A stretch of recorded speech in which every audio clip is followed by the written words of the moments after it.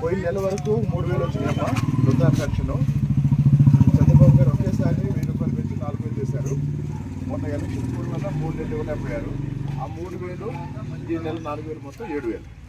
ప్రతి నెల 4,000 వస్తాయి. ఏప్రిల్ నెల, మే నెల, జూన్ నెల 3 నెలలు.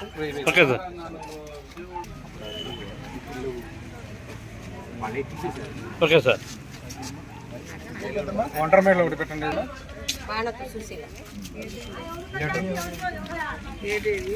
Okay sir.